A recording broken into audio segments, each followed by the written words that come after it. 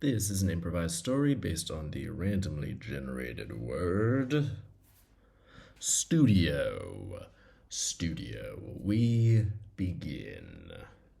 The artist slept in his studio, as was his commitment to his craft, and one morning he awoke to see an angel above his bed. But it was not an angel.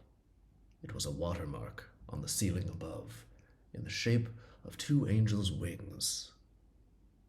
And he thought, wow, I really live in his shithole. But he also thought, wow, what an inspiration.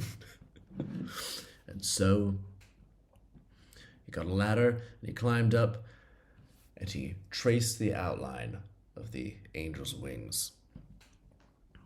And he looked up at it and he set a broad canvas out before him. And he thought, I never believed in angels. I never believed in anything supernatural and anything paranormal. I was a realist, a nihilist, a man of grit and dirty determination. I wandered the streets, picking up pieces of gum off the sidewalk to throw at passers-by, as was my hatred of society and as was my grit and fortitude. And yet, this watermark angel has caused change in me. And so he painted on that canvas. He painted with water, he painted with rain, which is also water. He painted with soap from his bathroom, he painted with his own sweat, his own tears. He painted with anything he could find that wasn't actually paint. And when he was done, he saw something that resembled wings, but in truth was his own heart, his own beating heart, that heart of an artist. It was all over the floor of his studio, and he rolled it up, and he took it to his brother-in-law's art gallery, and his brother-in-law always hated him. His brother-in-law thought art could only be tall ships and horses and men wearing suits who are dead now. And so he hated our dear artist's craft and his determination and his forward thinking. Let's give our artist a name. Let's call him Wendell. So Wendell took his giant, massive canvas, which he could barely carry. It was so heavy. He carried it over his shoulders like this. And a wide berth had to be given him as he walked down the sidewalk, people ducking under it as he went. And they said, "Hey, Wendell, what you doing, you stupid idiot?" And he said, "I'm making something of myself." And he walked down to his brother-in-law Barry's art gallery. Fucking Barry. And he walked in the door, and he just swung the canvas down onto the floor. And Barry said, "Well, if it isn't my brother-in-law, Wendell." And Wendell said, "Indeed, if it isn't my brother-in-law, Barry." And then his sister was like, "Yeah, I'm aware of your guys' relationship to each other. I don't know why you're both being so dramatic about this." And Wendell stepped forward, and with a foot he pushed open the canvas, and it unrolled before him, revealing the angel's wings. And Barry looked down at it, and then he looked up at Wendell, and then he looked down at it, and then up at Wendell, and then down at it once more, and a tear rolled down his cheek and fell onto the canvas, adding to the tapestry of blood and sweat and tears that already was there. Wendell's blood, sweat, and tears, and now a tear of Barry. And Barry said, "You have just given me the centerpiece of my gallery. We must invite everyone. We must invite the whole town to show them that I was wrong about you, and they were wrong too, Wendell. Such is the depth of my remorse. We must make amends." And Wendell thought, Wow, this went about as well as I could have thought it was gonna go. But such is the inspiration of the angel on the ceiling. And so Wendell went back to his small studio, and he slept on the floor once more. And the next morning, the morning of the art gallery show, is just one day in advance. They move very fast in the art world. He woke up and he looked up, and those angel's wings were gone. Because the angel had left. The angel of inspiration had left. And also, the apartment above him had fixed the leak. And so he put on his finest suit, which was not fine at all. It was dusty and dirty, and he hadn't worn it in ages, and he couldn't afford to get it pressed or cleaned. But it was all he had.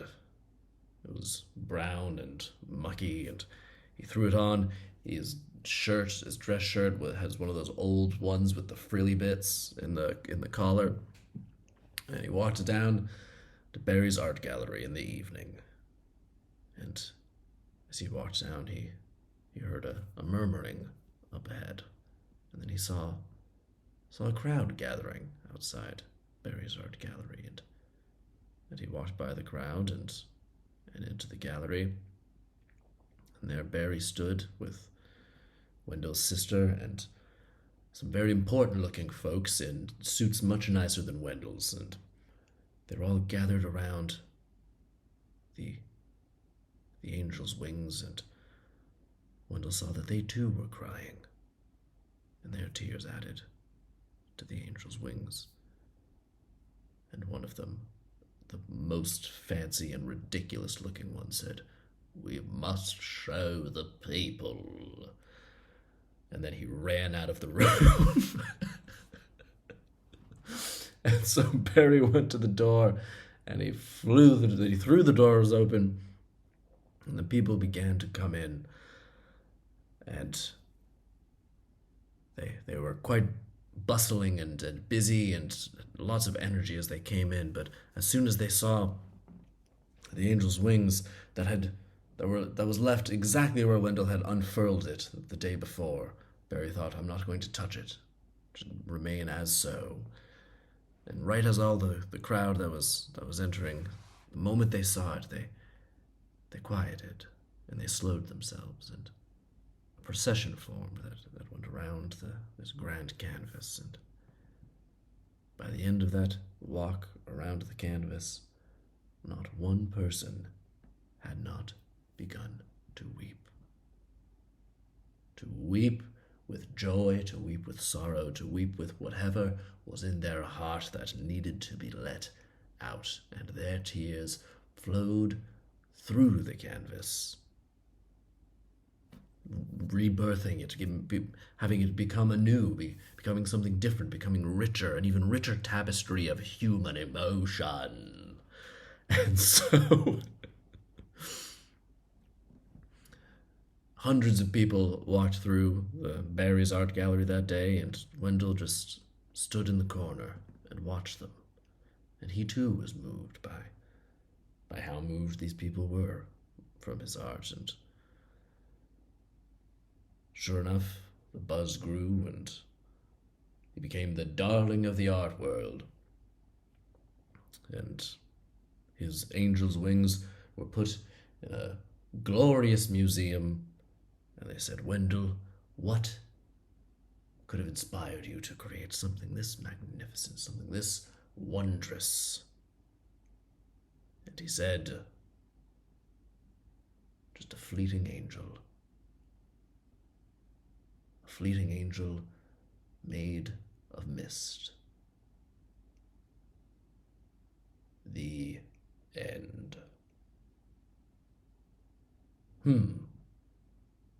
It's quite a short one. I did enjoy it, though. Yeah. Angel of Mist. Fleeting Angel of Mist. Wendell's Angel Wings. I don't know what to call that one precisely, but yeah. Suppose the theme, if I had to pin it down, would be something about